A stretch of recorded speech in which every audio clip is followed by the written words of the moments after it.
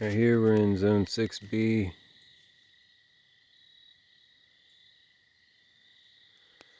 September the 29th. We're just harvesting some Spicebush berries. You can see them right here.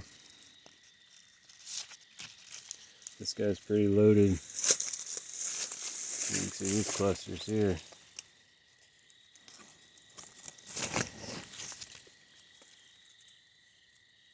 Good for peppercorn replacement. The holes here. You get these, you smash them, the seed comes out, and that hole you can dry it and use it like a seasoning.